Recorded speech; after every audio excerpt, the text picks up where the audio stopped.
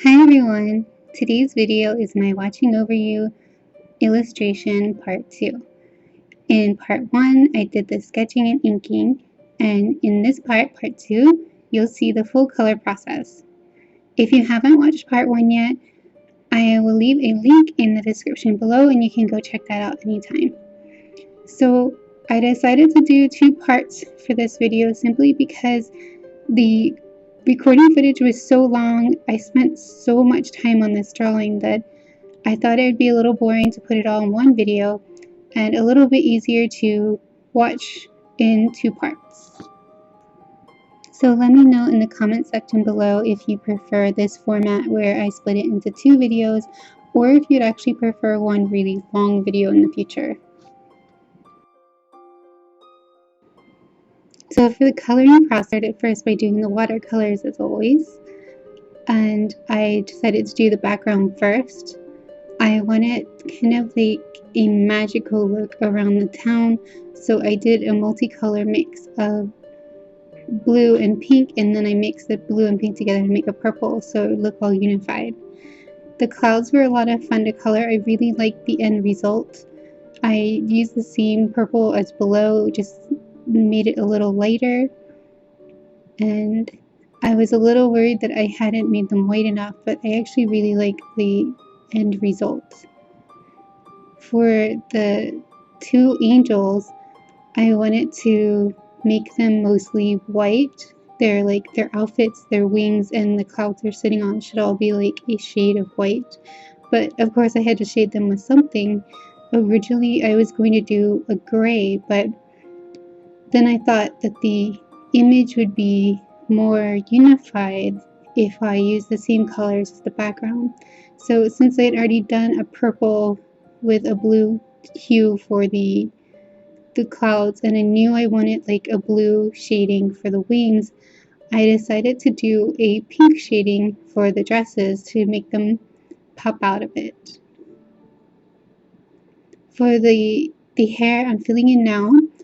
I ended up going with the blondish, and I also do blue eyes for the girls later because that is closer to what my mother had. In fact, I remember finding a picture of her not that long ago as a child, and I was surprised to see how blonde she was.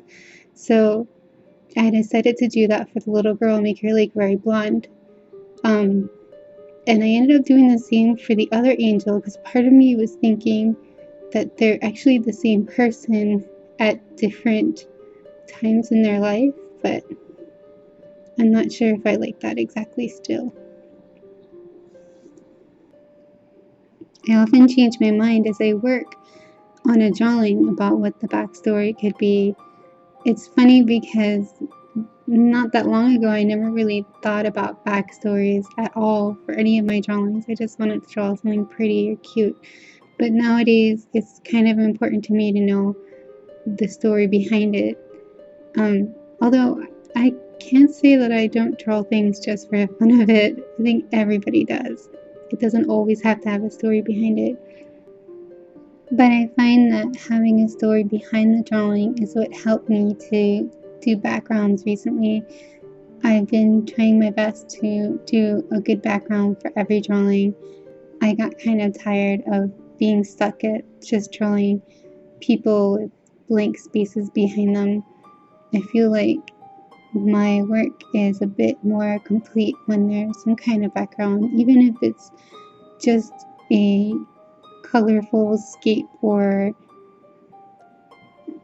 solid color even. It seems more complete somehow, and I feel a little more satisfied when I'm done with it.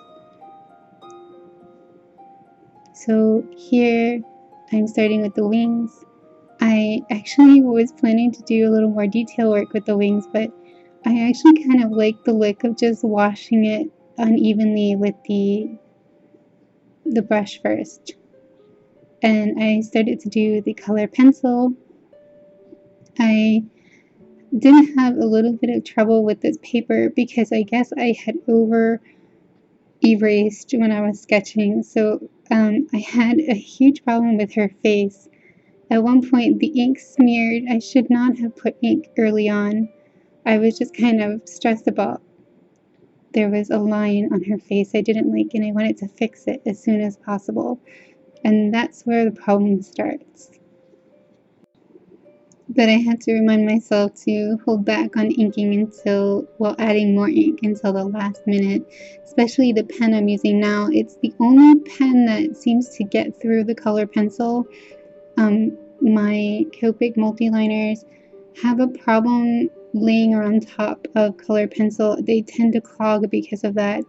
So I've been using the drawing pen, which like really gets right down to the layer, but it's extremely wet, the pen, and it takes a much longer time to dry. So yeah, I had to remind myself that. Here I decided that I wasn't really happy with her having the same blonde hair as the little girl, so I went back in with a slightly browner watercolor, and I did actually try to shade with watercolor again, but I wasn't happy with it, so I just went over with a solid color instead. And I'm going back with the pencil. Actually, between this clip and the last, it was a few days because I wasn't feeling well. So here I used a watercolor pencil to shade the wings a bit more, and then I liquefied them with water a bit to smooth out the color, and I'm doing the shading on her hair with color pencil. I really loved how her hair turned out, but at first I was just shocked at how dark it was, and it did not go with the rest of the drawing. I ended up making it darker and darker to try to fix it, but in the end, the thing that fixed it perfectly, and I absolutely love the hair now, was I layered a pink over top to kind of connect it to the background again. And the end was like such a rich color that I was super happy with it. And I tried to go over the little girl's hair again. I had actually shaded it before, but I cut that part out because you can't really see much of a shade until I do this part. And I still tried to keep her hair lighter because I wanted it to be very blonde. But I am limiting colors right now for color pencil, so that's the best I could do. I didn't want it to go too brown. And now I'm putting a bit more color into the town, a bit of shading.